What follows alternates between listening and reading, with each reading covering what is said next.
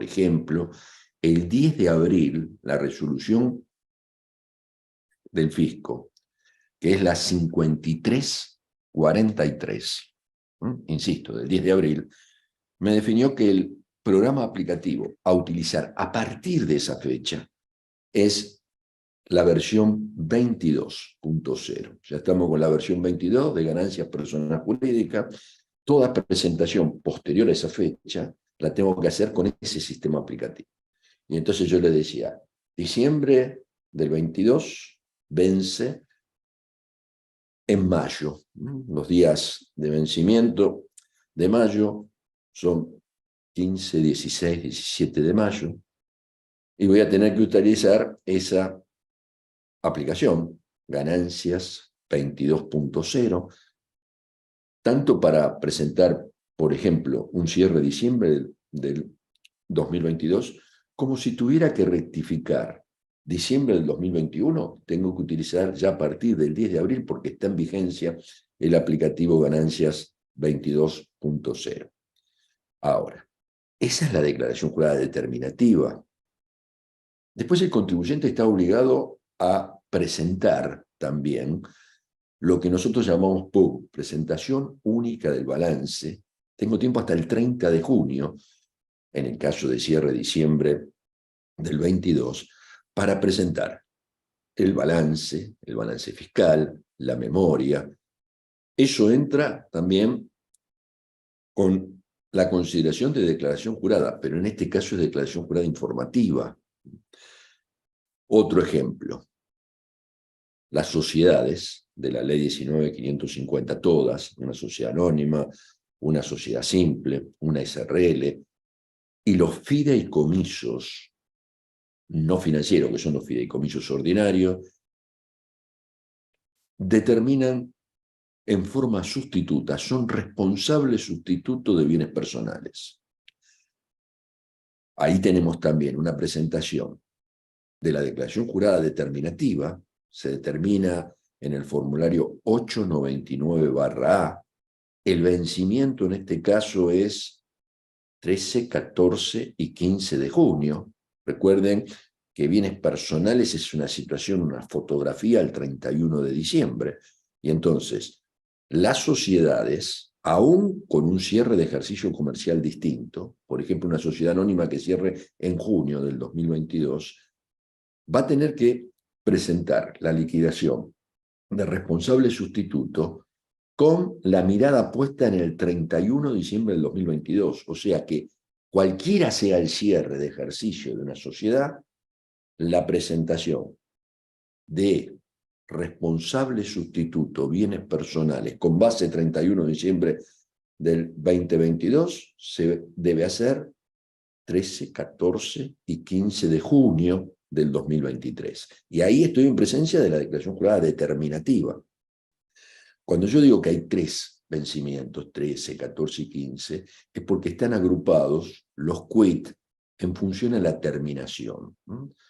Acá el fisco lo ha definido, en algún momento era rotativo, después por un tema de simplicidad, se castiga a aquel que tiene el quit terminado en 0 a 3, porque ellos siempre tienen el vencimiento, el primer vencimiento. Está dividido en 3 estadios. Los que tienen el último dígito verificador de la quit. Yo, por ejemplo, tengo 0. De 0 a 3, 0, 1, 2 y 3. Los primeros 4 corresponden al primer lote, o sea que el vencimiento para ellos sería 13 de junio. Después tengo una segunda categoría de contribuyentes que son los que tienen el último dígito del 4 al 6.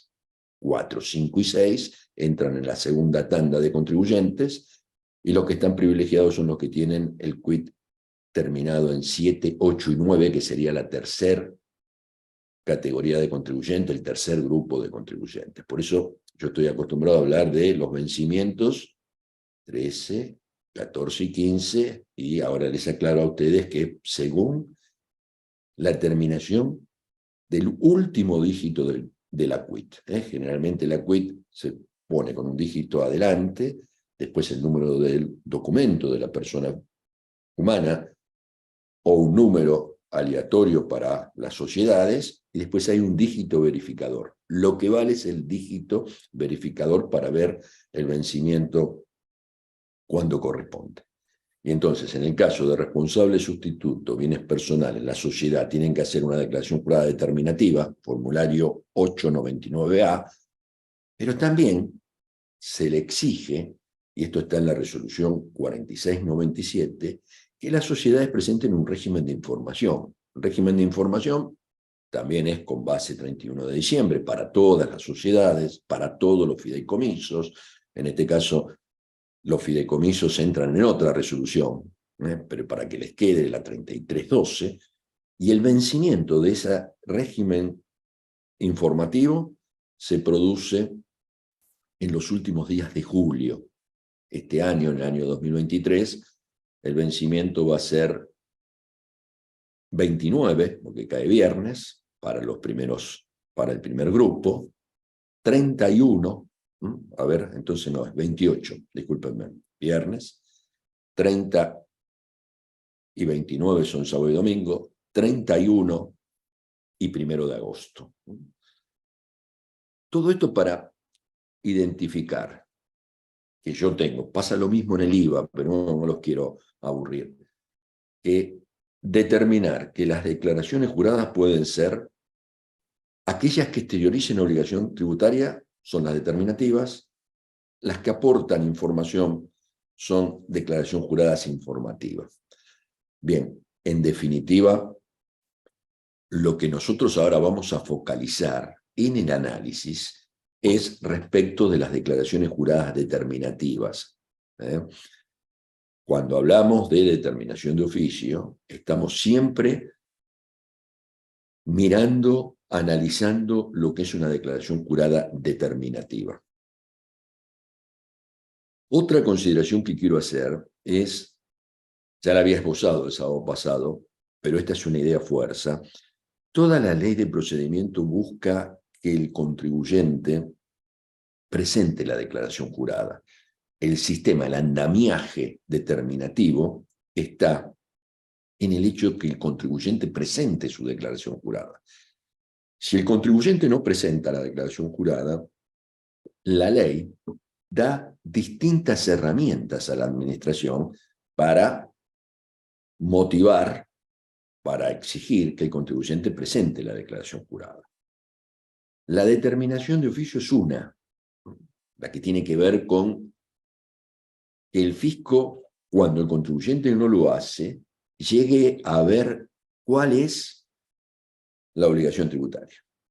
Pero tiene otras. Vamos a ver ahora que el proceso de determinación de oficio tiene un tiempo. Lo que la ley tiene para asegurar la recaudación, porque recuerden ustedes que el principal objetivo de la administración, de la FIP, es recaudar. Y entonces la ley lo ayuda al fisco a que si el contribuyente no presenta la declaración jurada al vencimiento, aparece una figura que es la figura de pago provisorio de impuesto vencido, que es el artículo 31 de la ley de procedimiento, que le permite a la administración estar encima de la no presentación de los contribuyentes. ¿De qué manera? En primer lugar, tiene que haber vencido el impuesto. Primer requisito. Puedo analizar la figura del artículo 31 solo después del vencimiento. Vence la declaración jurada. Y entonces el fisco, para aplicar el artículo 31, está obligado a intimar al contribuyente a que presente la declaración jurada. Es una exigencia prevista en el artículo 31. El fisco intima y debe intimar bajo apercibimiento de aplicar la figura del artículo 31. Entonces, primer hecho, que haya vencido la declaración jurada. Segundo requisito, que el fisco intime y anuncie que si dentro del plazo de 15 días, por supuesto desde la intimación, el contribuyente no presenta la declaración jurada, el fisco puede exigir a cuenta del tributo un pago. Un pago que lo va a tener que calcular en función de la capacidad contributiva del contribuyente. ¿Cómo hace? Supongamos que estamos hablando de ganancia personal de la declaración jurada de una persona humana. Hoy solo podría aplicar, porque todavía el periodo 22 no venció, me podría aplicar la figura de pago provisorio por el año 21, por el año 20, por el año 19, por supuesto por un periodo no prescripto. El fisco me intima a hacerlo, pasan 15 días hábiles, silencio del contribuyente, y entonces va a elegir la medida. Tiene que buscar un impuesto a las ganancias anterior a la no presentación.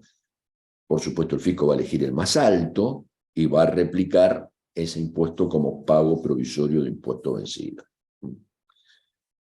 Que tiene una particularidad.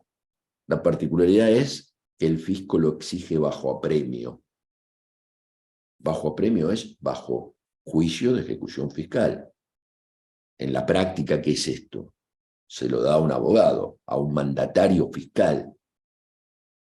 El abogado del fisco lo que hace es inicia juicio. Y al iniciar juicio automáticamente ya tenemos los honorarios del abogado, los costos del juicio, creándole un perjuicio al contribuyente. Por supuesto que esta figura es pago provisorio de impuesto vencido. Después todavía le queda al contribuyente la obligación de presentar su declaración jurada y va a poder tomar este pago provisorio a cuenta del tributo que dé en definitiva, con esta particularidad. Si lo que el fisco exige, ese pago provisorio, da por encima del impuesto, veamos esto con un ejemplo. El fisco exige 100.000 pesos. Contribuyente, como es bajo premio, va y paga los 100.000. Hay poquitas excepciones que puede oponer un contribuyente en un juicio de ejecución fiscal establecido en el artículo 92 de la Ley de Procedimiento. Me dan 5 días para pagar. Después lo vamos a analizar. Puedo ofrecer inhabilidad de título, que lo he pagado. Puede darse el caso de que me inician el juicio, pero yo lo pagué sin que el fisco tomara conocimiento, o yo presenté la declaración jurada un día antes del inicio del juicio. Eso ya corta la posibilidad de que el fisco avance con la figura de pago provisorio de impuesto vencido. Pero supongamos, todo se da como corresponde, me llega el juicio de ejecución fiscal, yo pago 100.000 pesos, y esos 100.000 pesos los puedo tomar a cuenta del tributo que en definitiva dé la declaración jurada. La declaración jurada da 120. Bueno, cuando yo la presento voy a tener que ingresar 20.000 pesos más con los intereses que van desde el vencimiento a la fecha de pago. Pero ¿qué sucede si cuando yo determino el impuesto me da 70 y yo pagué 100? Bueno, el artículo 31 me establece que ese saldo a favor del contribuyente no tiene la disponibilidad. Lo podrá hacer el contribuyente, podrá llegar a tener la disponibilidad solo mediante la acción de repetición. Vale decir que esta es una herramienta muy importante que tiene la administración para tutelar la recaudación. Por supuesto, lo obliga a estar atento, obliga a que si el contribuyente no presentó la declaración jurada, el fisco primero lo intime, va a tener que esperar 15 días desde esa intimación. Ahora vamos a ver que los días se cuentan a partir del día siguiente a la notificación. Y si el contribuyente no cumple, hay silencio por parte del contribuyente. Y atención, algo que todavía no dije y es muy importante. y en la medida que el fisco conozca la capacidad contributiva del contribuyente. Esta figura no se puede aplicar si el contribuyente inicia su actividad. Yo fui y me inscribí, nunca presenté una declaración jurada de ganancia de bienes personales, bueno, no se puede aplicar la figura de pago provisorio y impuesto vencido, porque la norma dice en función a la capacidad contributiva de ese contribuyente, el fisco como la conoce. Entonces, el artículo 31 tiene varios requisitos que deben cumplirse, pero lo que yo quiero demostrar es que la ley busca permanentemente que el contribuyente presente la declaración jurada. Vamos a ver ahora qué es lo que pasa si no la presenta. Todo lo que tiene que hacer el fisco para llegar a determinarlo por parte de la administración. Y hay otra herramienta que tiene la administración, una herramienta que por defecto de nuestro sistema tributario pierde importancia porque no se actualizan los parámetros. Nosotros tenemos previsto un capítulo que es ilícito tributario. El capítulo de ilícito tributario, que está previsto a partir del artículo 38 en adelante, prevé conducta punitiva por la falta de presentación de la declaración jurada. Lo que pasa es que hoy los valores son irrisorios. Son valores de 200, de 400 pesos. Entonces, Profe, una consulta. Cuando el fisco intima con la figura del pago provisorio, el contribuyente paga, ¿y qué plazo tiene entre que paga esa provisión y tiene que presentar la declaración jurada? no, el hecho del pago provisorio no obsta la obligación del contribuyente de presentar la declaración jurada. El plazo, no hay un plazo para presentar, el plazo ya está vencido. Cuando estamos en pago provisorio de impuesto vencido es porque el impuesto ya venció. Entonces, el fisco intima, paga, el contribuyente paga. Y al fisco no le queda otro remedio que ir a hacer el proceso de determinación de oficio. Lo podrá hacer o no, eso es una alternativa, pero que el contribuyente está obligado a presentar la declaración jurada después del pago provisorio. No tiene tiempo, ya venció el impuesto.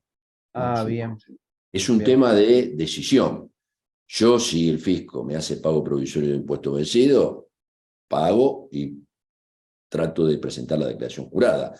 ¿Por qué? Porque si no presento la declaración jurada, es muy posible que el fisco venga y me la determine.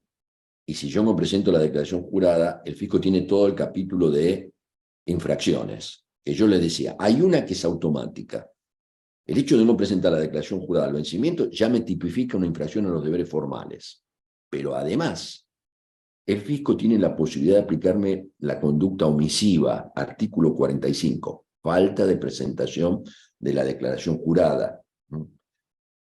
Después vamos a recorrer todos esos artículos. Yo solamente lo que estoy ahora es dando distintos caminos de la administración para asegurar que el contribuyente presente la declaración jurada.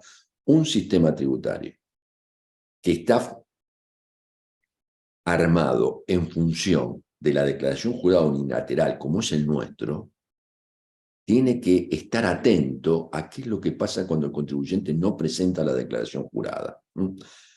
Si el contribuyente no presenta la declaración jurada, el fisco tiene que tener respuesta rápida para solucionarlo. Porque lo peor que le puede pasar a un sistema tributario es que los contribuyentes no presenten la declaración jurada y no pase nada. En definitiva, esto enseguida se generaliza y son cada vez más los contribuyentes que no presentan la declaración jurada. Bien, nos vamos a meter ahora en el análisis de procedimiento de determinación de oficio. Miren ustedes, son poquitos artículos, son 3. 16, 16.1, 17. Y es más, el 16.1 no lo vamos a analizar, porque hasta hoy, eso lo puso la ley 27.430, el acuerdo conclusivo, nunca se utilizó, y a mí no me gusta estar hablando de situaciones teóricas que no tienen aplicación práctica. Nos vamos a detener en el artículo 16, 17, y en los efectos del proceso de determinación de oficio, que es el artículo 19. No vemos el 16.1, y hoy no vamos a analizar el 18, 18.1 y 18.2, porque tienen que ver con el régimen de presunciones. Me meto en el artículo 16. El artículo 16 tiene 4 párrafos. Los 2 últimos párrafos, tercero y cuarto, tienen que ver con el régimen de liquidación administrativa, que tampoco se aplica en este momento. Así que nos vamos a quedar con los primeros 2 párrafos. Las ideas fuerzas de los primeros 2 párrafos las he puesto aquí. Ya se las anticipé el sábado pasado. Primera idea fuerza: ¿cuándo se aplica el proceso de determinación de oficio? Se aplica solo ante 2 circunstancias. La primera, que el contribuyente no presente la declaración jurada.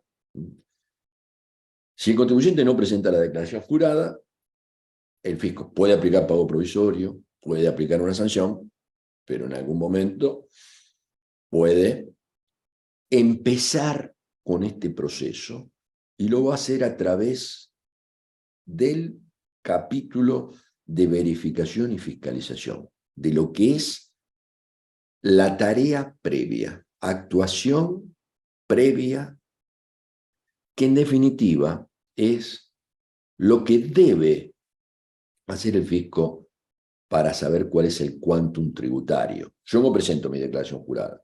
Supongamos, voy a poner el caso, yo presento siempre a tiempo, soy un contribuyente muy respetuoso, estoy obligado a hacerlo, me paso el día hablando de impuestos, el fisco me escucha, sabe lo que digo, soy muy respetuoso, pero también cuando tengo que decir que las cosas están mal, las digo, y entonces tengo que ser un contribuyente ejemplar. Pero supongamos que yo no presenté mi declaración jurada. El fisco me aplica la figura de pago provisorio, pero dice, a ver, ¿qué es lo que hay acá? Va a tener que en algún momento iniciarme una fiscalización. La fiscalización nosotros llamamos una inspección. Desde el punto de vista técnico van a ver ustedes que es una orden de intervención. Cuando el fisco me comunica que me va a inspeccionar, aparece ahí una orden de intervención, un punto clave en el análisis de muchas cuestiones. Viene, me inicia la inspección, y lo primero que va a hacer es pedirme información. Parte de información la tiene. Yo tengo todos mis comprobantes de ingresos, mis comprobantes de egresos, yo soy contribuyente de IVA, el fisco tiene todo ese control, pero después me va a tener que pedir otra información que hace a la determinación de mi impuesto a las ganancias. A ver, ¿qué gastos tuve? El fisco tiene la información de mis ingresos en la Facultad de La Plata, mis ingresos en la Facultad de Buenos Aires, tiene todo lo que yo facturé. En definitiva, yo también emito comprobante, aun cuando no estoy obligado a hacerlo por honorarios de síndico, no estoy obligado a hacerlo, yo está en la 1415, pero lo hago, lo tengo. El fisco tiene gran parte de la información, sabe cuál es el consumo de mis tarjetas, sabe cuánto pago de impuesto inmobiliario. El fisco tiene un montón de información, pero hay cosas que no las tiene. Entonces, una vez que hace todo el análisis, lo primero que va a hacer el fisco me va a invitar a que yo presente la declaración jurada. Y ahí aparece un concepto que está en el artículo 36.1, que hoy se le dio jerarquía legal, antes no estaba en la ley de procedimiento, que es la prevista, el ajuste propiciado en la inspección. Y entonces me va a decir, en algún momento, este es el ajuste propuesto. Lo invitamos a que presente la declaración jurada. Y yo ahí voy a tener la posibilidad de decidir si presento o no presento la declaración jurada. Siempre es una decisión del contribuyente. Si el contribuyente no presenta la declaración jurada, el fisco está en condiciones de avanzar con el proceso de determinación de oficio. O sea, primer origen, que el contribuyente no presente la declaración jurada. Pero también puede darse el caso que yo haya presentado la declaración jurada, el fisco me inicie una inspección y detecte que está mal. Y entonces, la segunda posibilidad en cuanto a aplicar el proceso de determinación de oficio es que la administración impugne la declaración jurada presentada. Pero fíjense ustedes que para impugnar una declaración jurada, el fisco va a tener que hacer una tarea de fiscalización. Podrá ser interna, externa, podrá el fisco con la información que tiene, simplemente con lo que tiene, hacer un análisis. Está fiscalizando, está mirando lo mío, me está fiscalizando y ve que el fisco tiene mis ingresos en relación de dependencia y yo puse algo distinto. El fisco ni siquiera necesita venir a mi terreno. Arma la orden de intervención y me dice: Humberto Díez, hemos detectado que sus ingresos son distintos a lo que usted declaró, lo invitamos a ajustar. Y si yo ahí ajusto o no ajusto, supónganse que si yo estoy poniendo algo distinto a la información que tiene el fisco, es porque estoy seguro de que es como corresponde. No es en el caso puntual de los ingresos, pero podría ser que el fisco haya detectado un movimiento de cuenta corriente, el fisco diga: estos son ingresos para Humberto Díez, y yo tenga la demostración que fueron ingresos en mi cuenta corriente de sumas que me dieron los clientes para que yo pagara. Tengo un montón de explicaciones que podría dar sobre ingresos en mi cuenta que son distintos a los ingresos donde se perfecciona el hecho imponible respecto de mi condición de contribuyente. Y en definitiva, si la propuesta del fisco no está ajustada a derecho, cuando me invita a rectificar, yo voy a decir: no, por esto y por esto. Capaz que el fisco no consiente lo que yo estoy diciendo y avanza. Y ahí se produce el proceso de determinación de oficio. Dos situaciones. No presentar la declaración jurada o que el fisco me impugne la presentada. En los dos casos, vamos a ver que hay actuaciones administrativas previas. Fiscalización, tendiente a determinar el quantum. El quantum para el fisco. Por eso lo llamamos el quantum fiscal. Dicho en otras palabras, es: si yo determiné 100.000 pesos de impuesto, viene el fisco y dice son 190, la pretensión fiscal, los 190, están por encima de mi impuesto determinado, me va a pedir que rectifique. Si yo no rectifico, ahí aparece el proceso de determinación de oficio. Que ahora vamos a ver. No me quiero ir del artículo 16. La segunda consideración que quiero hacer del artículo 16 es que el proceso de determinación de oficio va a ser exactamente igual, sea que el fisco determine en base cierta o en base presunta. Y esto no son caminos alternativos, no es uno u otro. Lo dijo la jurisprudencia, Unes Orlando, un fallo del Tribunal Fiscal. El fisco enseguida tomó como pauta este criterio. El fisco es respetuoso de esta consideración. Priva la base cierta. Solo cuando no exista base cierta o cuando el fisco impugne la base cierta, puede avanzar en forma presunta. De esto vamos a hablar, pero es clave en la defensa del contribuyente que el contribuyente esté asesorado en este punto. Si el contribuyente está calculando los impuestos en función de la contabilidad está dando base cierta. Entonces, el fisco no puede avanzar en forma presunta, salvo que demuestre que la contabilidad no refleja la realidad de las operaciones. Cuando existen libros contables, el fisco, para avanzar en forma presunta, yo no digo que no lo pueda hacer, pero para avanzar en forma presunta, debe demostrar que la contabilidad no es fidedigna, no está reflejando la verdadera realidad de los hechos. ¿Cómo lo puede hacer? Bueno, si el contribuyente incorpora en la contabilidad factura apócrifa, en la medida que el fisco demuestre que el comprobante es apócrifo, está tirando abajo la contabilidad. Y entonces ahí, por supuesto, puede entrar en forma presunta. De la misma manera que si el fisco detecta que hay personal no declarado, bueno, la contabilidad está permitiendo que haya fondos marginales. Si bien el fisco hace un recuento y el arqueo no da, ¿no?, todo el efectivo que detecta, los cheques, no da con lo que está reflejado en la contabilidad, se está demostrando que hay operaciones marginales. Bueno, cuando el fisco impugna la contabilidad, se termina la base cierta y puede avanzar en forma presunta. Ya vamos a volver sobre ese tema, pero ahora vamos a avanzar con el lineamiento del proceso de determinación de oficio. Ahora sí me paro en el artículo 17, tengo 8 párrafos en el artículo 17, y vamos a ir tratando de desmenuzar cada uno de ellos. El primero es el que me da el proceso. ¿Cómo es el proceso? ¿Qué es el proceso de determinación de oficio?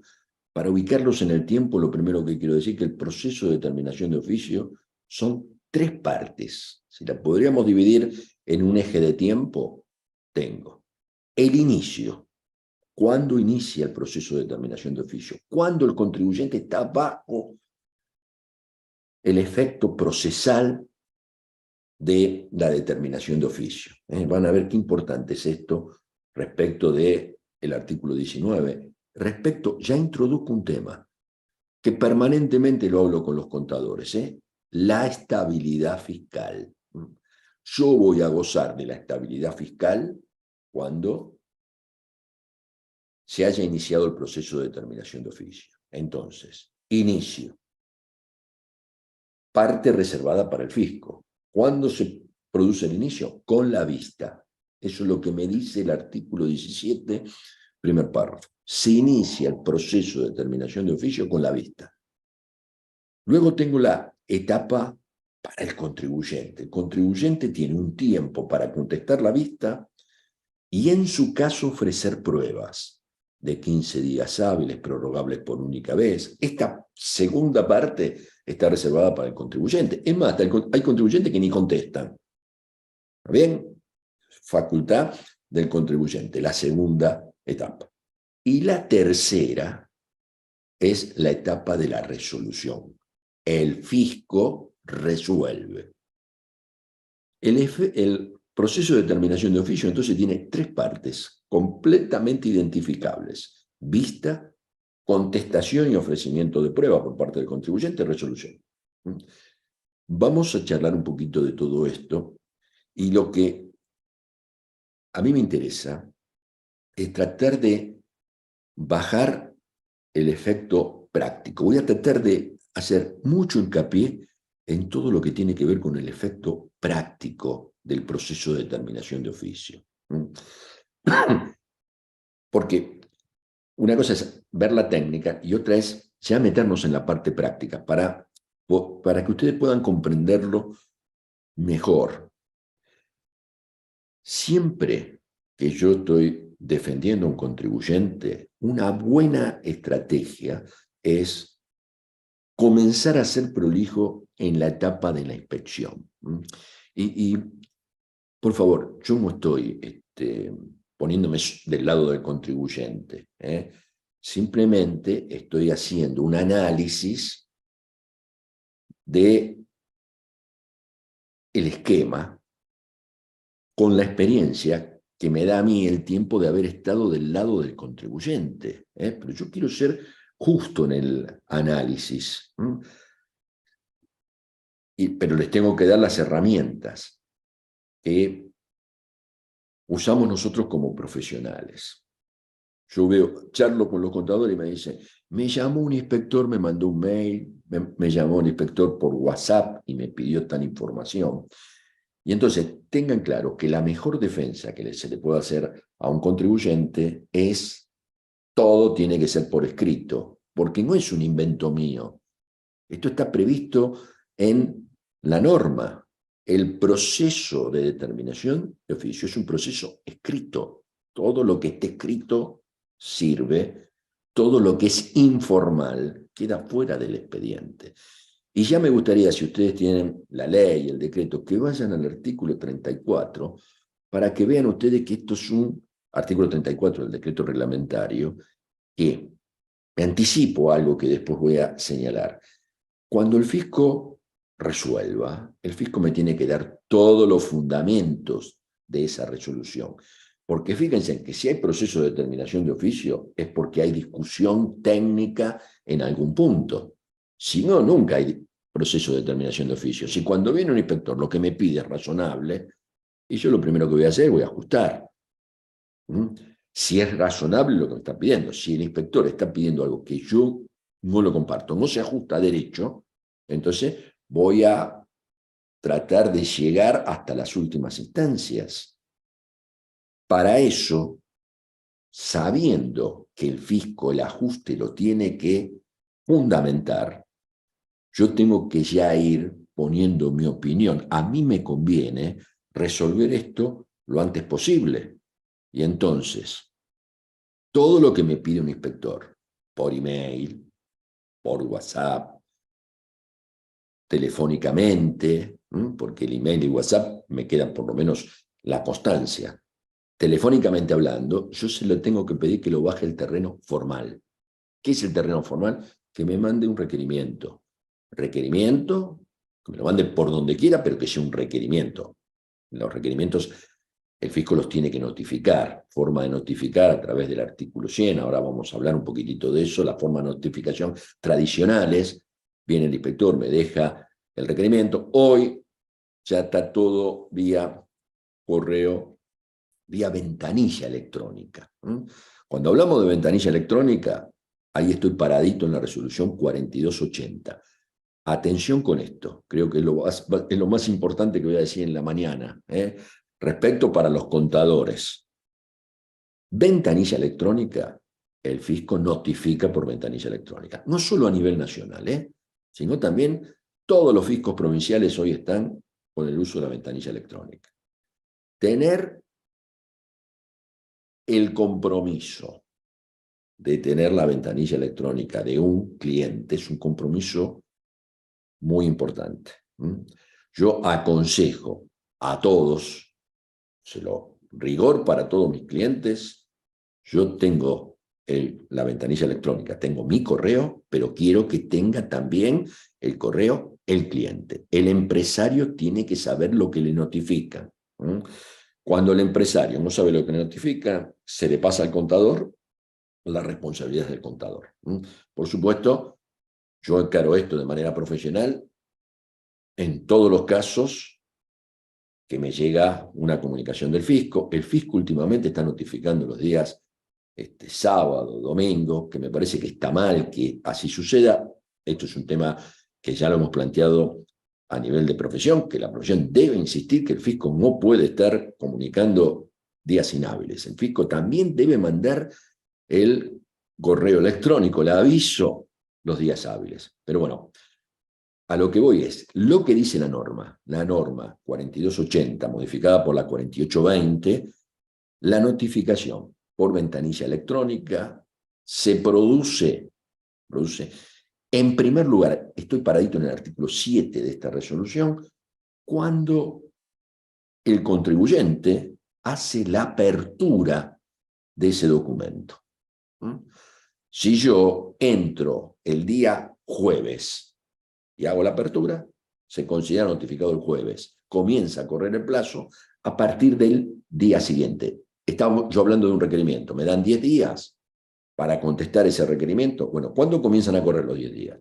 Yo entré, lo abrí el jueves es día hábil, a partir del primer día hábil siguiente. Ahora, ¿qué pasa si a mí me llega el correo, me llega la notificación? El fisco me ha dejado una notificación en mi ventanilla electrónica. Eso es lo que me llega. Me llega el día martes. Yo ni voy, ni me preocupo, no lo abro nunca. Desde el punto de vista procesal, se considera notificado el primer lunes siguiente a el correo que me mandó el fisco. Lunes. Tiene que ser hábil. Si no es hábil el lunes, se considera notificado el día siguiente al hábil. Y ahí empieza a correr el plazo. Y si yo no entro nunca, el plazo venció y el fisco avanza. En el caso de un requerimiento, el fisco da el requerimiento como no cumplido y eso me puede significar una sanción. En el caso de la notificación de la vista, inicio del proceso de determinación de oficio, si yo no contesto, no hago nada, pasa el plazo de los 15 días para contestar y ofrecer las pruebas, el fisco está en condiciones de resolver. Resuelve sin que el contribuyente haga el ejercicio de su defensa. Por lo tanto, vuelvo a lo que yo estaba hablando, me fui por la notificación de ventanilla electrónica, vuelvo a lo que estaba tratando de desarrollar, que es el procedimiento debe ser escrito. Una buena defensa me da a mí lo primero que tiene que tener una buena defensa es tener una carpeta. Yo tengo que tener un espejo de lo que tiene el fisco. Todo lo que el fisco me dejó por requerimiento, lo tengo que tener impreso. Todo lo que yo contesté, tengo que armar un expediente espejo de lo que tiene el fisco. Porque eso me va a permitir después, en la etapa previa, todo lo que diga el fisco en la etapa previa, y por supuesto tiene que estar escrito, y yo lo refute, lo va a tener que el fisco en la resolución fundamentar. Si no lo hace, la resolución no cumple uno de los requisitos esenciales. ¿Qué es un requisito esencial? Que su inobservancia hace nulo el proceso. El fisco va a tener que fundamentar. Entonces, si yo estoy con una posición distinta a la del fisco y se la hago saber, bueno, le estoy generando un problema. Estoy generando al fisco que en algún momento van a tener que fundamentar cuál es la posición. Insisto, eso está en el artículo 34 del decreto reglamentario. El hecho del fundamento de la resolución está atado a todo lo que el contribuyente ha ido argumentando, objetando, no solo en el proceso de determinación de oficio, sino también en la actuación administrativa previa. Bien, vayamos un poquito a la vista. A ver, analicemos un poquito la vista. ¿Qué es la vista en la práctica? En la práctica, la vista es la comunicación de que estoy en proceso de determinación de oficio y viene acompañado de la declaración jurada original, si el contribuyente no la presentó, el fisco arma la declaración jurada y la acompaña como parte de la vista, o de la declaración jurada rectificativa, si yo presenté una declaración jurada y el fisco viene y me la impugna. Eso es en la práctica la vista. La vista me la notifica el fisco a través de alguna de las formas del artículo 100, y yo voy a tener ahí que analizar cuándo me conviene contestar, qué me conviene contestar. Y entonces, vamos a ver las dos cosas. ¿Qué me conviene contestar? Atención, que yo, todo lo que quiera después, elevar al tribunal fiscal como prueba, esto no era así antes, esto se cambió a partir del año 2000, y es clave en la defensa del contribuyente. Yo, si después quiero ir al tribunal fiscal y ofrecer alguna prueba, este es el momento en el cual tengo que definir qué prueba ofrezco. Porque de no hacerlo acá, después no puedo ir al tribunal fiscal a pedir que se realice determinada prueba. Ahora vamos a hablar un poquitito de pruebas. El tiempo que yo tengo para la contestación de vista y ofrecimiento de pruebas, eso se hace en conjunto, es de 15 días hábiles administrativos. Ya dijimos, contados a partir del día siguiente a la notificación. Esto surge de la Ley de Procedimientos Administrativos, artículo 1, inciso E, punto tercero, de la Ley 19.549. Y tengo 15 días hábiles, prorrogables por única vez. Atención, es facultad del fisco prorrogar o no. Y cuando estamos hablando de que es facultad del fisco, así lo ha dicho la jurisprudencia, prorrogar o no, quiere decir que si el fisco puede darme 15 o nada, también tiene alternativas intermedias. Me podrá dar 5 días más, 10 días más.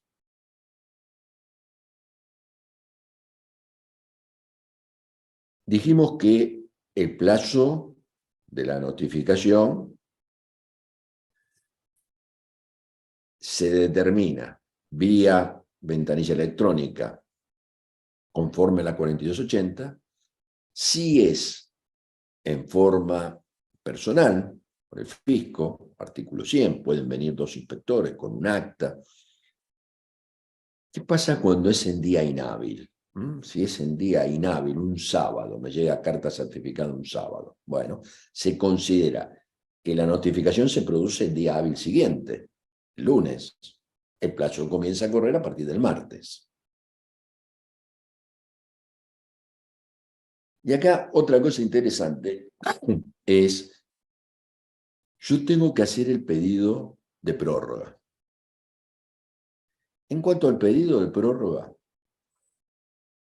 el fisco es quien me lo va a contestar, me va a dar un plazo de 15 días, me puede dar 5, me puede dar 10. Y entonces, lo primero que tengo que decir es, si me da un plazo adicional, el plazo adicional desde cuándo se computa.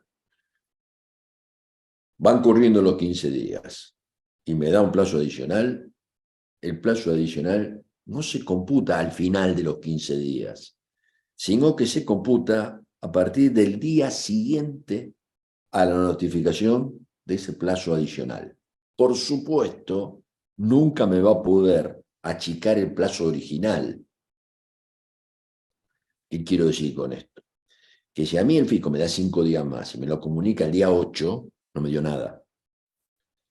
Entonces, el contribuyente tiene que ver cuándo pide el plazo adicional. No lo puede pedir muy rápido, porque si lo pido en el día 3, 4 y el fisco me contesta en el día 8 y me da 5, no me sirve.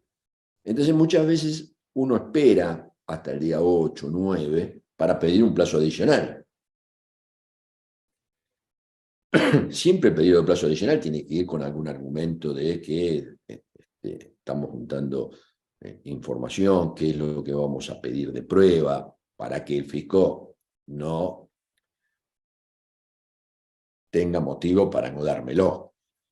Pero insisto, es facultad del fisco darlo o no. Por más motivo que yo ponga, puede el fisco negármelo, porque así lo establece la ley de procedimiento administrativo. Si el fisco me lo niega, me da 48 horas. Cuando el plazo está muy cerquita, si me dice que no, generalmente el fisco hoy contesta, durante un tiempo no contestaba, el silencio no otorga, está esto en la ley de procedimiento administrativo, pero hoy en la práctica el fisco contesta, salvo que yo lo ponga en imposibilidad. Si yo aparezco el día 14 a pedir el plazo, aún así el fisco me contesta y me dice, bueno, le doy 2 días más. Pero estoy con el riesgo de que no me conteste, y si no me contesta, yo no me animaría a pedirlo el día 14 el plazo. Si yo estoy pidiendo un plazo adicional, lo pediría el día 10, 11, de forma tal que cuando me conteste el fisco yo tenga margen de maniobra. Porque lo que yo estoy diciendo en la práctica puede ser que algún día no pase. Generalmente el fisco está contestando, por más que lo pidan el día 13, 14, lo contesta y me da 48 horas si me deniega el plazo. En el momento de... Quedó claro, di todas las alternativas. Recuerden, no se agrega al plazo adicional, es facultad del fisco, yo puedo especular si lo pido el día 7, el día 9. En definitiva, no me animo a asegurarlo, por eso digo, en la práctica últimamente, el fisco está contestando, aun cuando yo presente el día 13, 14, nosotros nunca pedimos, nos quedamos hasta último tiempo para pedir el plazo. La verdad, yo prefiero hasta ni pedir plazo. Lo que sí ahora me interesa contarle es el tema de la prueba. Présteme atención, porque la prueba no es fácil. La prueba tiene distintas consideraciones. La primera es, el contribuyente es el que tiene que ofrecer la prueba. Generalmente, cuando uno va al tribunal fiscal, lo importante, si uno está planteando una cuestión de hecho, es ir con una prueba. Por ejemplo, si yo tengo un horno, recuerden ustedes que el horno es un inmueble por accesión. La ley de ganancias me establece en el artículo 87 que los inmuebles se amortizan en un 0,5% trimestral. Pero el último párrafo del 87, cuarto párrafo, establece que los inmuebles por accesión, ¿qué es un inmueble por accesión? Aquello que está construido, instalado, incorporado al inmueble. Si yo hago un horno, lo instalo, hago toda una fabricación, ¿puedo apartarme de los 50 años? Sí, la verdad. Ahí, yo les decía, el 87, cuarto párrafo, dice que hay que pedir autorización al fisco cuando uno cambia este valor. En definitiva, la autorización se pide por nota ante la presentación de la declaración jurada. El fisco ha dicho en distintas oportunidades, dictámenes, grupos de enlace, que no es necesario pedir la autorización si surge de algún manual impositivo, de algún decreto, de alguna norma, aun cuando no esté actualizada. Entonces, si se tratara, por ejemplo, de un molino, yo no tengo que pedir autorización porque eso está en un manual agropecuario de junio del 98. El molino lo puedo amortizar en 20 años, y si tengo un silo de chapas, sé que es 30 años. En el caso de un horno, depende de lo que yo tenga dentro del horno. Puedo estar haciendo vidrio, puedo estar fundiendo cobre, pero en definitiva, el contribuyente sabe cuánto va a tener de vida útil el horno. Imagínense, en un horno para fundir vidrio tiene que estar a 1000 grados de temperatura. Por más material refractario que se ponga, todo eso tiene una duración.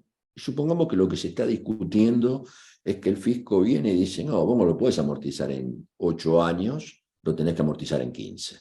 Entonces, ahí yo tengo que ir con una prueba, y la prueba tiene que ser contundente, y tiene que ser una prueba, un informe pericial de un ingeniero que demuestre que el material refractario a determinada temperatura tiene una vida útil de tanto tiempo. Entonces, cuando estamos hablando de prueba, hay distintas instancias. La primera es, el contribuyente la ofrece. En este momento, dentro de los 15 días hábiles, el contribuyente va a contestar, va a ofrecer su descargo y va a ofrecer la prueba. Prueba ofrecida. A partir del ofrecimiento de la prueba, el fisco va a tener que resolver sobre la admisibilidad o rechazo. Y acá es donde vuelvo al artículo 34, van a ver ustedes que el artículo 34 dice, el juez administrativo va a tener que fundamentar el rechazo. Si admite, no pasa nada. Admite y abre el periodo probatorio. Periodo probatorio que es de 30 días hábiles administrativos, prorrogables por única vez, con la misma consideración de los 15 días. Ahora, en materia de pruebas, el fisco tiene que abrir el periodo probatorio. Es el fisco el que va a decir, bueno, admito y abro. Se abre el periodo probatorio por 30 días hábiles y viene ahora el concepto de prueba producida. ¿Se entiende? Son tres cosas distintas. Una, el ofrecimiento de la prueba. Dos, la admisibilidad o su rechazo. Tres, el momento en que se produce la prueba. En este ejemplo, yo ofrezco una prueba pericial, el informe de un perito, el fisco admite o rechaza. Si rechaza, lo tiene que fundamentar. Si admite, abre periodo probatorio, y yo dentro de ese periodo probatorio tengo que llegar con el informe del perito, firmado por el perito, haciendo un análisis. O si no llego, pedir prórroga de 30 días hábiles más, con las mismas consideraciones que acabamos de ver de la prórroga de la vista. ¿Cuáles son las consideraciones? Bueno, el fisco me lo puede dar, no me lo puede dar. La verdad, tengo que ser contundente en el pedido de un plazo adicional y después producir la prueba, porque si yo estoy ofreciendo una prueba y no la produjo en el tiempo, eso me juega en contra. En definitiva, avanzamos en la consideración. Me queda ahora este análisis. ¿Qué es lo que dice el segundo párrafo del artículo 17? El segundo párrafo dice: evacuada la vista, contestada la vista o vencido el plazo para hacerlo, el expediente está en condición de ser resuelto. Yo quiero cambiar un poquito lo que dice la norma para llevarlo a un fin práctico. ¿En qué casos el expediente está en condición de ser resuelto? Fíjense en que son otras alternativas. La primera, si yo contesto la vista y no ofrezco pruebas, quiere decir que ahí contesté la vista, no ofrecí pruebas, el expediente está en condición de ser resuelto. Pasó el plazo de 15 días y no hice nada, el expediente está en condición de ser resuelto. Contesté la vista, ofrecí pruebas, el fisco me las rechazó las pruebas, el expediente está en condición de ser resuelto. Contesté vista, ofrecí pruebas. El fisco abrió el periodo probatorio, pasó el periodo y no ofrecí pruebas, el expediente está en condición de ser resuelto. Y la quinta posibilidad, contesté la vista, ofrecí las pruebas. El expediente se abrió a pruebas, porque el fisco las admitió y yo produje las pruebas. El expediente está en condición de ser resuelto.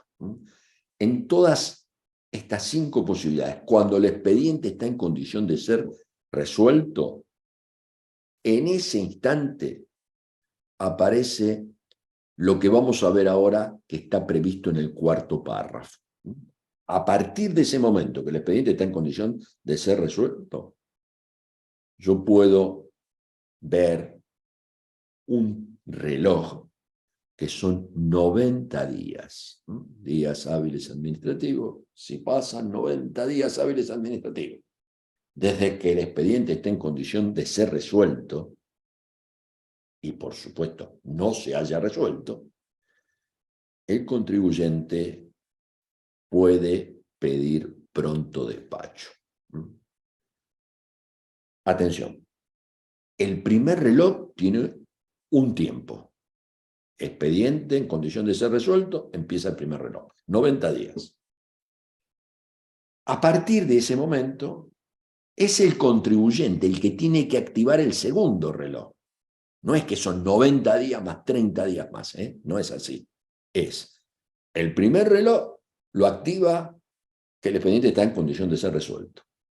Pasaron los 90 días hábiles administrativos, supongamos, pasó un año, el contribuyente dice: yo quiero que me resuelva, pido pronto despacho. Al pedir pronto despacho se activa el segundo reloj, 30 días hábiles más. Producido el tiempo de los dos relojes, 90 días, el contribuyente pide pronto despacho, pasan 30 días hábiles más, el expediente no fue resuelto, el expediente caduca. Se produce la caducidad del proceso de determinación de oficio. Por supuesto, ¿esto qué connotación tiene? Tiene la connotación de que para volver sobre la cuestión, el fisco debe reiniciar el proceso de determinación de oficio. El cuarto párrafo dice, pero además deben darse las razones de por qué el expediente está caducado. O sea que cuando uno pide un pronto despacho, es muy difícil que el expediente caduque. Yo tengo que tener algún elemento que me permita apurar a la resolución. Que yo sepa que o la jurisprudencia ha fallado. A ver, un ejemplo de estos días. Mucho se ha discutido si los dividendos generan o no prorrateo. Nosotros siempre dijimos que no, es una postura. Cuando una sociedad tiene dividendos, son no computables, y entonces no se aplica lo que establece el artículo 84 de la Ley de Impuesto a las Ganancias, que es prorratear gastos vinculados indirectamente a renta exenta y renta no grabada y renta grabada, porque es no computable. Bueno, el fisco discutió esto, hay un fallo nuevo ahora de Cámara, Banco Hipotecario, del 23 de febrero del 2023, digo nuevo porque hace poquito que apareció publicado en las revistas técnicas, dando vuelta a lo que había dicho el Tribunal Fiscal a favor del fisco. Hoy es contundente la postura de la Cámara de que ahí estamos en presencia de un ingreso no computable que no está afectado al prorrateo. Si yo estaba discutiendo eso con el fisco, hoy me animaría a ir a pedir un pronto despacho, porque sé que tengo jurisprudencia que me avala. Ese sería un caso. Bien, analizado entonces estas cuestiones, me queda algún punto del proceso para llegar a la etapa final, que es la resolución, que tiene que ver con dos instancias que pueden darse una vez que el expediente esté en condición de ser resuelto. O, supongamos, yo agarro, desde el punto de vista profesional, la situación y veo que ya pasó la etapa de la contestación de la vista. El expediente todavía no se resolvió. Y entonces, yo veo que era clave, ajustado a derecho, alguna cuestión que nadie la tuvo en cuenta. Entonces, ¿cómo puedo revertir esto antes de la resolución? Me queda siempre la etapa de ir a hablar. Desde el punto de vista de relaciones humanas, todos tenemos la posibilidad de ir a dónde está el expediente, quién lo tiene, quién es el juez administrativo. Uno se puede presentar, le puede decir, mire, desde el punto de vista técnico, ¿cómo se vio esto? ¿Para qué llegar a la resolución y tener que ir yo en una etapa posterior? Bueno, el juez administrativo tiene lo que se llama medidas para mejor proveer. Esto está en el artículo 35 del decreto reglamentario. En definitiva, es un elemento que el juez administrativo puede solicitar, si fuera esa la situación que yo planteo, una medida para mejor proveer, permitir entonces que el contribuyente pueda plantear ahora su cuestión de derecho y entonces resolver en consecuencia a eso. También puede suceder un nuevo elemento, podría ser un fallo de jurisprudencia, ahí ya aplico el Código Procesal Civil y Comercial de la Nación, que ante un nuevo elemento se puede habilitar en el proceso en cualquier instancia. Siempre estoy hablando antes de la resolución, porque una vez que resuelve el juez administrativo ya mucho sentido no tiene, no tengo, ya está concluida la etapa, tengo que ir a una etapa superior. Bien. Ha llegado entonces el momento de la resolución. La resolución, por supuesto, está reservada para el fisco ve todo el expediente, va a resolver. En materia de resolución, voy a hablar de requisitos esenciales que hacen a la validez del acto y voy a señalar un requisito de oportunidad. La diferencia es que los requisitos esenciales, su inobservancia hace nulo el acto, mientras que el requisito de oportunidad es, si no lo hago acá, no lo puedo hacer más. Empecemos con los requisitos esenciales. Por supuesto, la resolución debe determinar el impuesto, reducir quebranto, reducir saldo técnico en el IVA, esa es la esencia, para eso hemos hecho todo esto, determina el impuesto, baja el saldo técnico en el IVA, baja el quebranto en ganancias, podría pasar, intima al pago en el plazo improrrogable de 15 días, ese plazo es improrrogable, la intimación, tiene que tener detallado fundamento la resolución de todos los ajustes que se hizo, si esto está originado en una impugnación, o el argumento de la propuesta original. Recuerden, acá incluyo lo que dice el artículo 34 del decreto reglamentario, que en el fundamento detallado el fisco debe hacer valer su posición frente a todas las impugnaciones u observaciones realizadas por el contribuyente, no solo en el proceso, sino en la etapa administrativa previa. Y por último, la resolución que determine impuesto tiene que estar firmada por juez administrativo. El juez administrativo es un rol que tienen ciertos funcionarios de la FIP, no todos, un rol que está emanado de su cargo, el jefe de agencia, el jefe de región, pero también puede estar instituido, determinados funcionarios son jueces administrativos, tienen el rango suficiente para estar en esta situación. Juez administrativo que puede ser contador o abogado, debe ser contador o abogado, y empecé diciendo puede porque aquellos que cumplan con determinada antigüedad y cargos técnicos pueden no serlo. Juez administrativo que si es no abogado, y esto vale también para un contador público, si yo fuera juez administrativo en la FIP, previo a la resolución, tiene que haber un dictamen jurídico. Yo tendría, si estuviera en el fisco, que antes de resolver, agarrar el expediente y pedirle al sector jurídico que haga un dictamen. Si no está el dictamen, es nulo, porque yo no tengo el cargo de, o el título de abogado. Bien, di todas las pautas, repito, determinar el impuesto para el pago en el término improrrogable de 15 días, detallado fundamento, ser firmada por juez administrativo.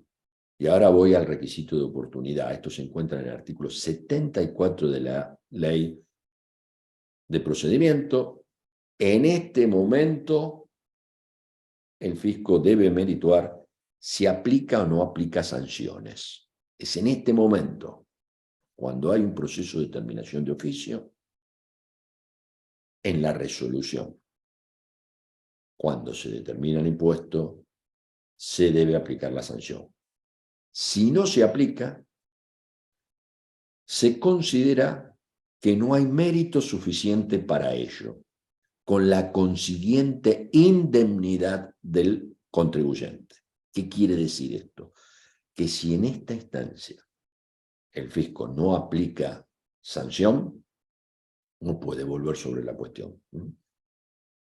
Esto en la práctica el fisco lo tiene en cuenta, siempre que determina impuesto también está aplicando sanción, por eso cuando me viene la vista también me instruye el sumario, ya me dicen cuánto me va a graduar, pero en definitiva es un requisito de oportunidad. Podría darse el caso que no considere el fisco mérito suficiente para aplicar la sanción, el hecho de que no se aplique en esta instancia ya le da la indemnidad al contribuyente. Estoy usando las palabras del artículo 74 de la ley.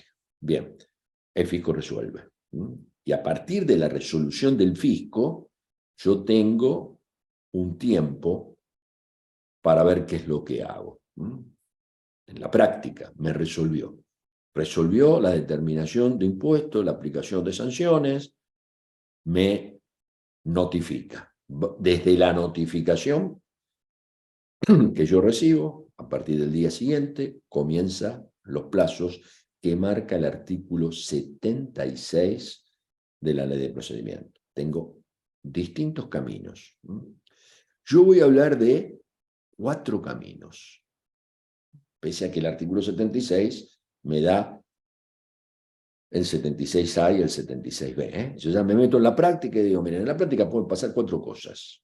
La primera, yo puedo hacer recurso de reconsideración. Puedo ir ante la misma Dirección General Impositiva. Para ello tengo 15 días hábiles administrativos. Comienzan a correr a partir del día siguiente a la notificación. Pero atención, son días hábiles administrativos en el área de la administración pública. Administrativo. Cuando está de feria de AFIP, no corren los plazos. Generalmente el fisco da de feria 15 días en enero y 2 semanas en julio. En esos momentos el plazo no corre. Para hacer el recurso de reconsideración del 76A no se necesita tasa de actuación, no se necesita patrocinio de letrado. Es algo simple, por supuesto. Voy a ir ante la misma AFIP que ellos reconsideren. Las alternativas de ganarlo son muy pocas, pero podría ser que uno se tenga fe, que haya visto algo que no consideró el juez administrativo. Es un camino.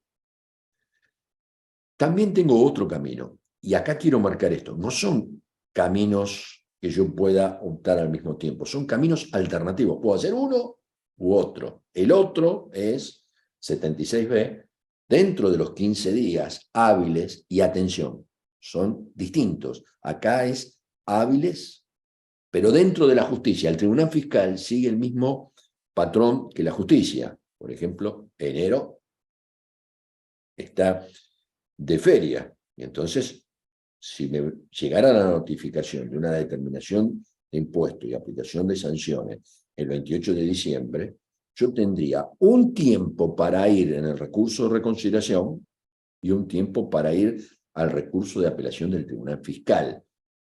Son caminos distintos con distinto tiempo de vencimiento. Eso se da solamente cuando se produce en diciembre o si hubiera algún feriado administrativo que no se dio en vía judicial. Bueno, cambiaría por un día. Hay que estar atento, los plazos son distintos. En los 2 casos, vaya a reconsideración, vaya al Tribunal Fiscal, se suspende la ejecutoriedad. ¿Qué quiere decir? Ellos me intiman en el término de 15 días para pagar. Yo voy al Tribunal Fiscal, no tengo que pagar. Hago el recurso de reconsideración, no tengo que pagar. Hasta que resuelva el Tribunal Fiscal o el fisco. El tercer camino que quiero plantear es, yo puedo pagar. Dentro de los 15 días pago. Si pago dentro de los 15 días y termino la cuestión, ahí tengo como ventaja que la sanción se reduce. Ahí estoy parado en el artículo 49, en el caso de omisión, siempre en el caso de defraudación. Si no fuera reincidente en la conducta, se va a reducir al mínimo legal. Eso hay que tenerlo en cuenta, porque si yo avanzo en la discusión, no tengo esa reducción de sanciones. Y tengo una cuarta posibilidad, que es la de pagar y repetir. En definitiva, esto lo quiero, si yo digo, no quiero seguir discutiendo debiendo, entonces pago y voy vía repetición. Si el contribuyente paga y va vía repetición, puede repetir la multa en la misma proporción que repite el tributo. Este es un caso excepcional del principio que vamos a ver, que se encuentra en el artículo 79, multa pagada, cosa juzgada. Cuando yo pago una multa no la puedo repetir. Sin embargo, el 180 de la Ley de Procedimiento me permite que en el caso de un proceso de determinación de oficio, cuando el contribuyente consiente la resolución, paga, y si va a repetir, puede repetir la multa en la misma proporción que repite el tributo. Generalmente cuando alguien paga es porque está consintiendo parte del ajuste y la otra, bueno, voy vía repetición. La verdad, el tema de la repetición es un tema que en la práctica se da cuando no hay tanta inflación, porque habiendo la inflación que tenemos en estos días, pagar y repetir no tiene sentido porque la tasa de interés para el contribuyente es muy bajita respecto de lo que es la tasa de interés resarcitorio. Entonces, todos saben que si pagan y repiten y el proceso es largo, se quedan sin ningún tipo de protección frente al valor de lo que están repitiendo. Por eso se los pongo desde el punto de vista técnico, que están estas posibilidades, pero en definitiva voy a hablar de pagar y repetir. No creo que el empresario vaya en esa dirección. Bien. Profesor, ¿puede repetir la alternativa 3, la que dijo antes de la repetición? La alternativa 3 es bueno, el contribuyente vino discutiendo y cuando llegó a este momento dijo, bueno, no discuto más, pago.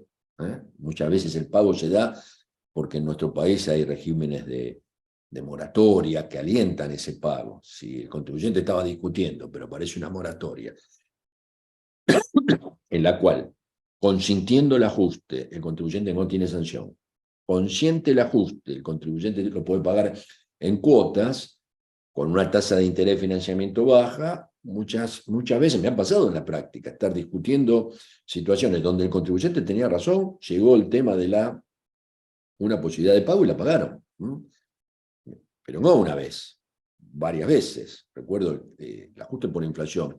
En nuestro país tuvo mucha discusión cuando no se aplicaba el ajuste por inflación y aquellos que ensayaron ir a la justicia lo ganaron todos. El que fue a la justicia y demostró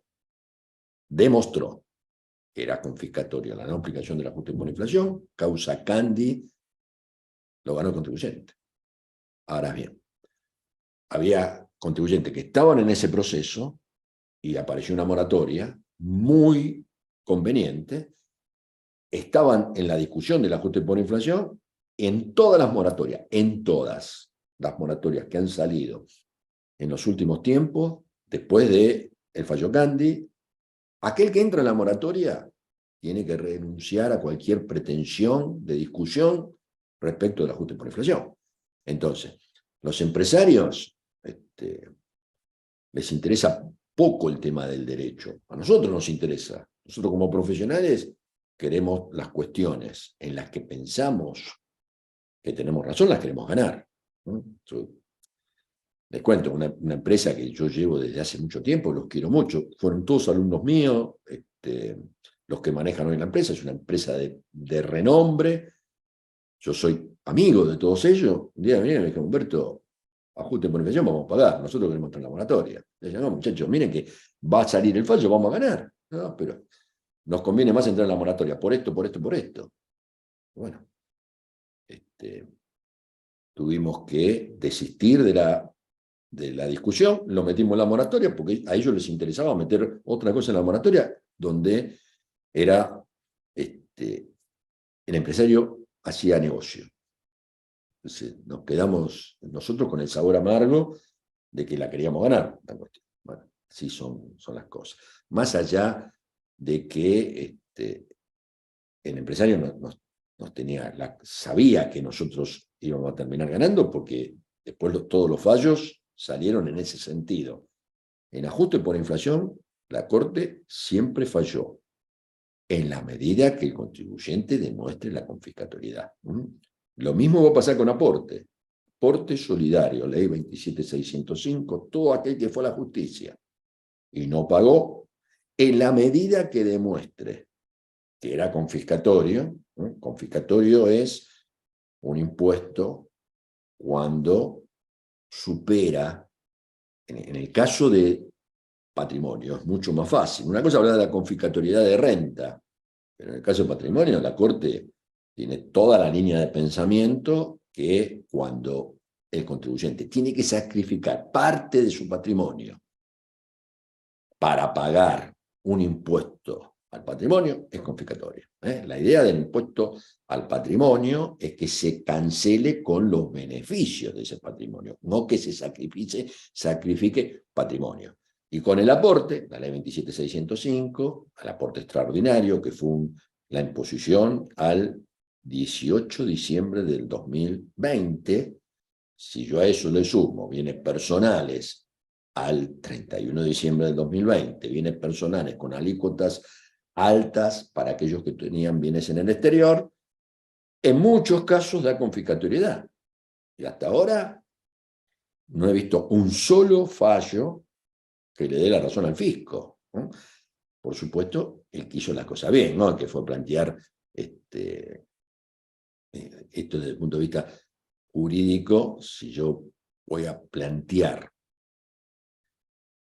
la confiscatoriedad sin demostración, por supuesto la justicia no me va a dar la razón. Estoy hablando de los planteos previos. Ahora, si yo voy con una acción de certeza a un proceso judicial, no a una medida de amparo, sino a un proceso judicial, todo lo que está en ese proceso judicial, hasta ahora no vi ningún fallo en contra del contribuyente. Estoy convencido que en esa posición si la justicia va a fallar conforme a la doctrina de la Corte.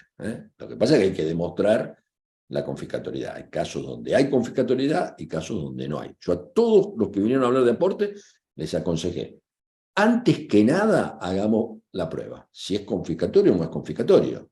Si es confiscatorio, se puede ir a la justicia.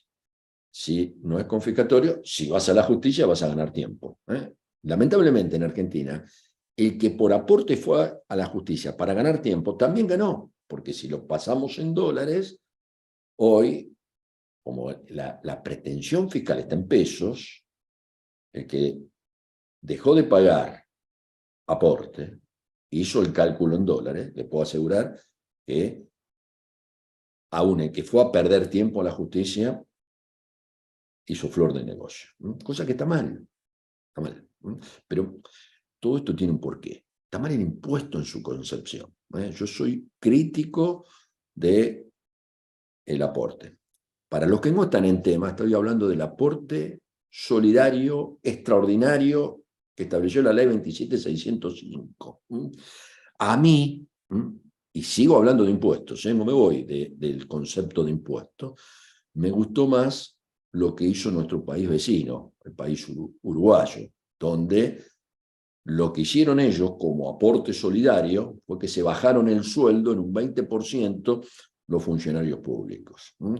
Cuando yo estoy al frente y quiero ser solidario, lo primero que tengo que hacer es ser solidario con el ejemplo, no que solamente paguen los privados. Yo no estoy hablando de política. A mí me aterra cuando un gobernador se ríe cuando le aplica imposición al sector privado y aumenta el plantel y aumenta el gasto público, ¿no? Y lo aumenta a diestra y siniestra. Pero quiero seguir hablando de impuestos. Pero Hay cosas la en las cuales no me puedo meter porque yo tengo mucha honestidad intelectual. Siempre digo lo que pienso. Y la verdad, quiero seguir hablando de impuestos. Sí, me pueden preguntar lo que quieran. En la última alternativa, el pagar y repetir, no entendí bien qué es lo que se repite. Cuando yo quiero, este concepto muchas veces lo tiene el empresario, no quiere avanzar en la discusión. Hay gente que quiere vivir en paz y yo respeto. Es difícil ir a la justicia a plantear en contra del Estado.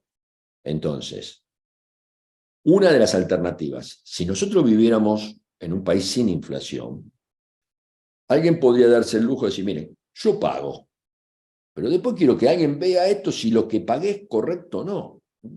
Otra alternativa que había en aporte. En aporte mucha gente podía haber ejercido ese derecho. Yo pago, pero voy a la justicia y decir, mire, pago bajo protesta. ¿Por qué no se hace? Porque el que paga y va a la justicia, a su favor, no hay equilibrio. El interés que se le paga a un contribuyente a favor de él es el 10% de lo que el Estado le cobra cuando el contribuyente deja pagar impuestos. Entonces, no está en la práctica argentina el hecho de pagar y repetir. Pero lo pongo porque es una alternativa. Es más, cuando lo puse, enseguida dije, miren, es una alternativa que hoy en la práctica no se puede dar.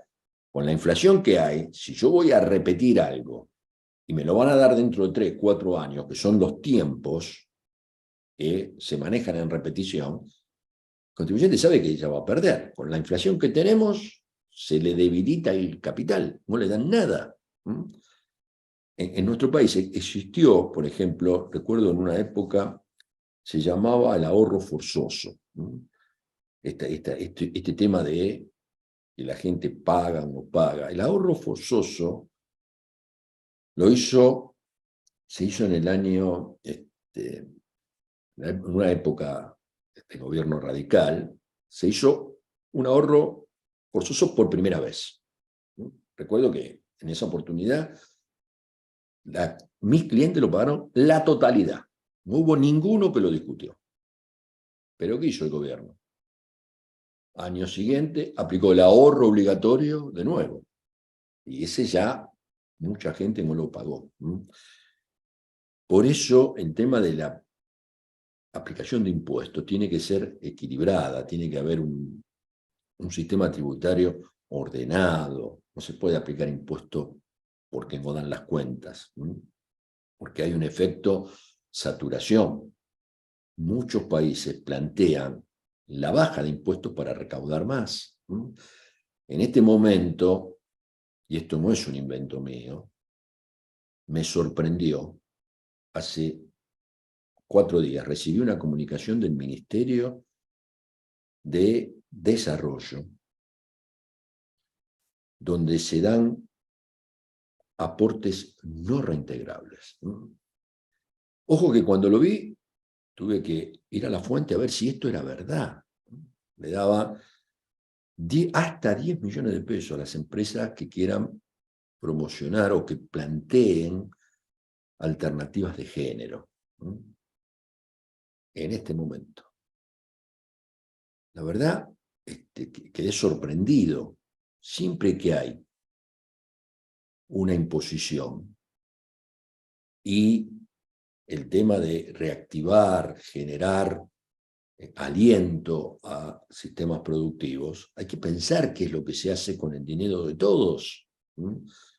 Entonces, ¿está bien esto? ¿Está mal? Yo lo comento, lo planteo. Que alguien esté dando un aporte no reintegrable, hasta 10 millones de pesos, para una propuesta de perspectiva de género. La verdad, no le encuentro mucho sentido. Vuelvo a la parte impositiva. Me queda ahora ver algo que es esencial, que es el análisis del artículo 19, que lo voy a plantear desde el punto de vista práctico. Yo tengo que el 19 de la ley de procedimiento, estoy parado en el segundo párrafo, el efecto. ¿Qué efecto tiene un proceso de determinación de oficio?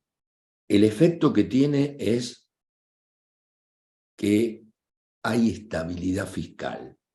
Lo saco del 19, segundo párrafo. Hay estabilidad fiscal, salvo en 3 situaciones. Cuando ustedes vayan al 19, segundo párrafo, van a ver que hay 2 incisos, A y B, pero son 3 las situaciones. Hay estabilidad fiscal, salvo que se haya dejado el carácter de parcial en el proceso de determinación de oficio. Y esto sea así. El fisco antes tenía la costumbre de poner en todos los casos de determinación de oficio, decía que era parcial, hasta que lo analizó la jurisprudencia y dijo, no, tiene que ser realmente parcial. Por ejemplo, en el impuesto al valor agregado, viene el fisco y hace un análisis de la admisibilidad del crédito fiscal. Bueno, ahí está determinando que la determinación de oficio está acotando al crédito fiscal. No va a haber estabilidad si algún día viene el fisco y quiere analizar el débito. Carácter parcial.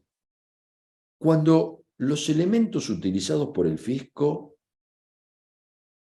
surja error, dolo u omisión. Vino un inspector y yo le di otros libros, no los del contribuyente que le estaba necesitando, le di otros, el inspector no se dio cuenta, hubo, en este caso, error, o supongamos que alguien se pone de acuerdo con el inspector, entonces en ese caso los elementos considerados fueron en forma ilícita.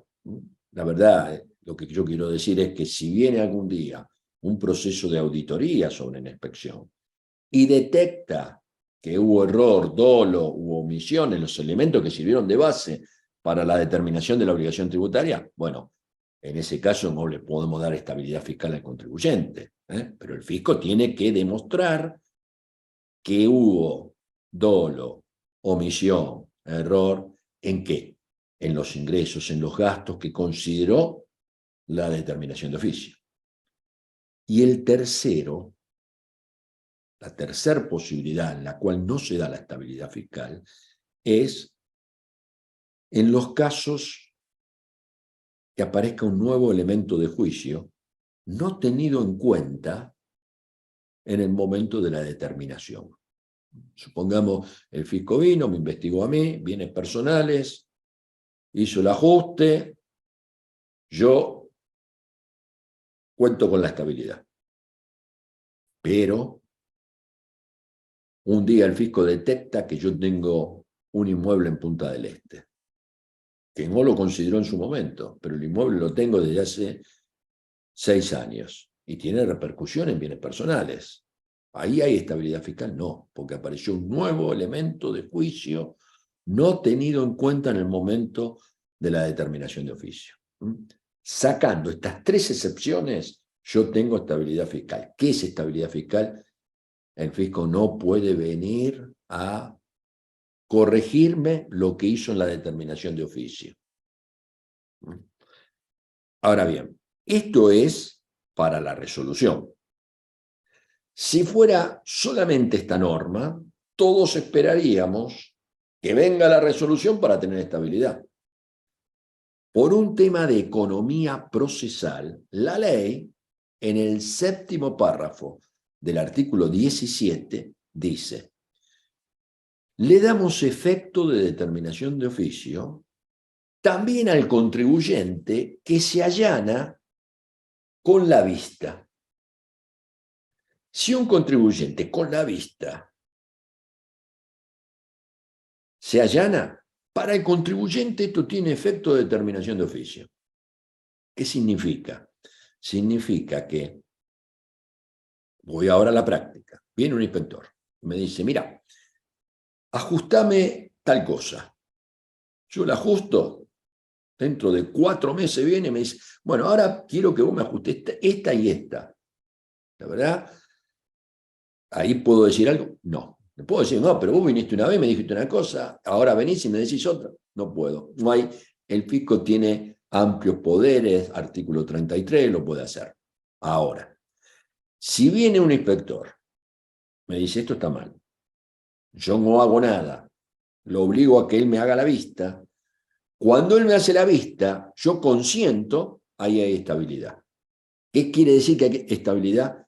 Que salvo los 3 casos del 19A, inciso 19, inciso A y B, el fisco no puede volver sobre la cuestión. Cuando hablamos no puede volver sobre la cuestión, estoy hablando de un impuesto acotado y de un periodo. El hecho de que yo haya hecho un ajuste, me haya rectificado la posición frente a la vista del IVA del 2021, de los 12 meses de IVA del 2021, me da estabilidad fiscal con IVA de todo el año 2021. Esto no quiere decir que yo tenga estabilidad con diciembre del 2020, ni con el año 2022. Estamos hablando de la estabilidad fiscal respecto del periodo y del impuesto determinado de oficio. La estabilidad fiscal la tengo con la vista. ¿Por qué la tengo con la vista? Porque se aplica el 17, séptimo párrafo, y el 19, segundo párrafo. En el juego armónico de esos dos párrafos, yo tengo la estabilidad fiscal a partir de la vista. Esto es clave en el tema profesional. Y ya que estoy, hoy lo que se hace muchas veces, la verdad, yo hace tiempo que estoy en la profesión, y antes esto ni se aplicaba. Venía un inspector, me hacía un ajuste y nos dábamos la mano, y el ajuste que proponía el inspector, si yo lo aceptaba, de hecho me daba estabilidad fiscal. Pero los tiempos cambiaron. Hoy viene un inspector y me dice, mirá, acepta el ajuste, aun cuando el inspector esté convencido de que con eso no va a hacer más nada, lo pasa y de arriba le dice, no, ahora tenés que ir por esto y por esto. Entonces, sabiendo toda esa circunstancia, es donde hacemos énfasis en lo que dice la ley, porque a mí lo único que me asegura la tranquilidad es tener la vista. El inspector puede tener la mejor buena fe. Viene y me dice una cosa, pero después le cambia las reglas de juego. Yo con la ley tengo la tranquilidad que si ajusto después de la vista, tengo la estabilidad fiscal, salvo los 3 casos que señalé. Si ajusto en la etapa de la inspección, muchas veces un ajuste en la etapa de la inspección me deja descolocado frente a una situación futura. Miren esto. Hoy yo les comentaba que el proceso de determinación de oficio, paradito en el artículo 16, nunca me fui de la Filmina, acá iba a la base cierta sobre la base presunta. Todo lo que está acá lo hemos charlado, me quedo tranquilo, yo lo pongo como guía.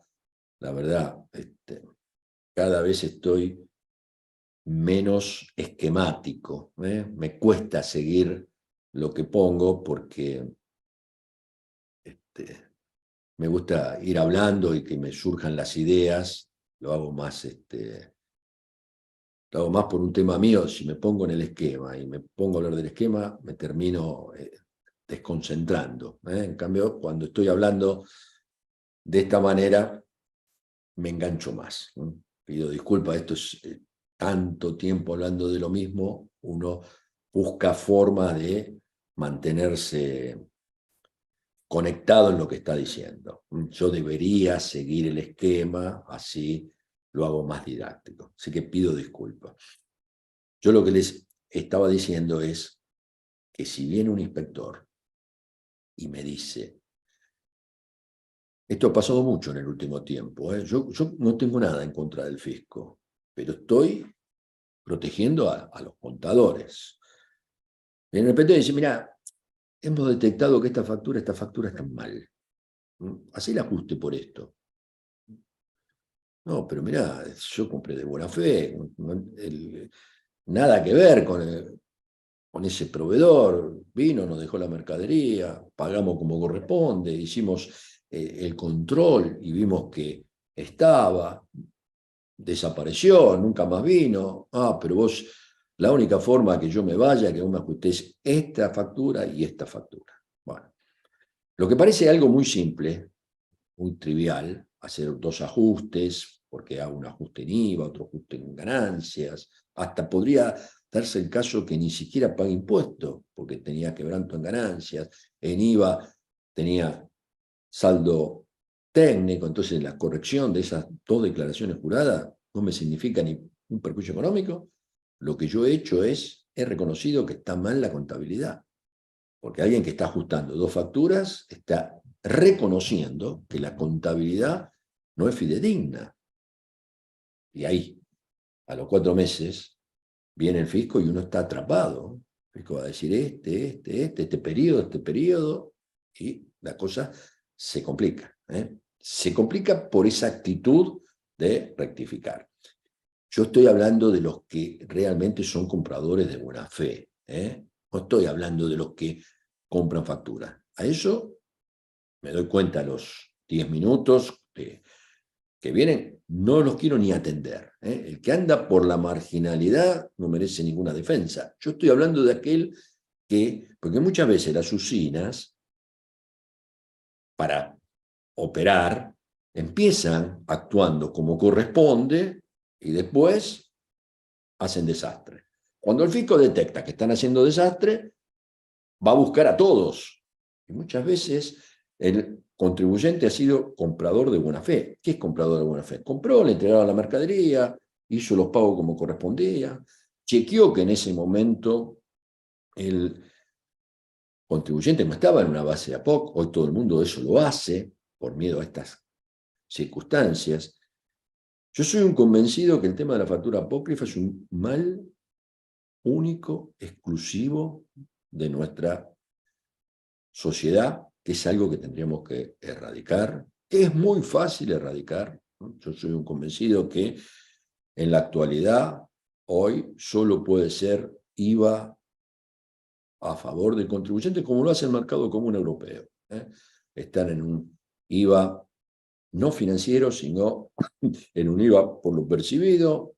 Hoy el ordenador permite que yo, cuando me computo el crédito fiscal, tengo que ver si el otro ya lo declaró y hasta podría exigir la norma que el otro haya pagado para que sea crédito fiscal mío. Así se termina todo esto de la factura apócrifa. Yo creo que sería un punto de partida para empezar a normalizar el tema impositivo y darle una identidad a nuestro sistema tributario. A ver, lo voy a decir desde otro punto de vista. ¿En el mundo existe evasión? Sí. En el mundo existe evasión. Pero sin embargo, lo que yo veo es que hay una ética sobre la evasión. A ver qué quiero decir con esto. Lo que es marginal es marginal. Lo que está en el circuito legal, nadie se le ocurriría no ingresarlo.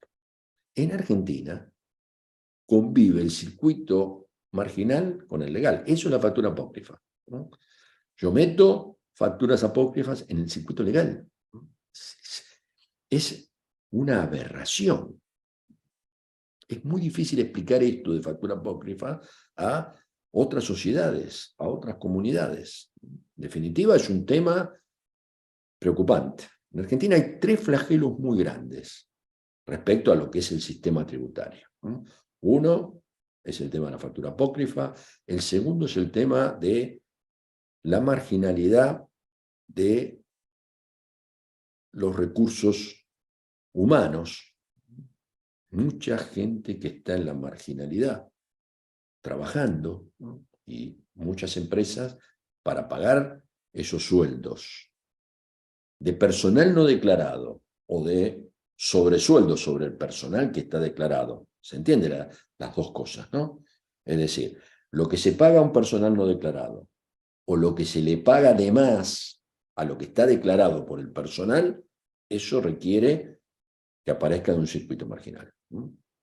Y el tercer tema, que pese a que se ha evolucionado mucho, sigue siendo un flagelo importante, es el tema de las transacciones internacionales y buscar la mejor situación para pagar menos impuestos. Bien, ¿se puede solucionar? Se puede solucionar. Todo se puede solucionar, todo tiene que tener una política de integración y, por supuesto, el sistema tributario tiene que estar atado a una buena política económica. Bien, hasta aquí lo que yo planteaba. El sábado que viene, no estoy en Buenos Aires, va a tomar la clase el titular de Impuestos 1, Patricio Bazán, quien es el que va a continuar, va a ser la cabeza de Impuestos de La Plata. Yo ya estoy viendo desde qué lugar los voy a acompañar. En definitiva, cumplí los 2 objetivos que tenía en la facultad, que eran armar el posgrado es una realidad, funciona, y el tema de abrir impuestos 1, impuestos 2. Así que igual nos vemos Dios mediante, dentro de 15 días. Solo voy a estar ausente la clase del sábado que viene, la va a dar Patricio. Vamos a hablar en esa clase de todo lo que es verificación, fiscalización. Él es un experto en el tema. Va a tener otro enfoque. El enfoque, él es funcionario del fisco, yo lo respeto mucho, y en muchos temas tenemos coincidencia, en la mayoría, en algunas cuestiones, por supuesto, él defiende a la administración, yo defiendo a los contribuyentes. Lo importante es que los dos pensamos parecido en cuanto a la profesionalidad que tiene que tener el fisco por un lado y los profesionales por el otro. Yo soy convencido que en la medida que tengamos mejores profesionales en nuestra profesión y tengamos un fisco eficiente, un buen programa económico y un sistema tributario acorde con ese programa económico, vamos a poder desarrollarnos en libertad y con lo que nos merecemos los argentinos con tranquilidad. Para eso tiene que haber seguridad económica, seguridad jurídica y por sobre todas las cosas educación.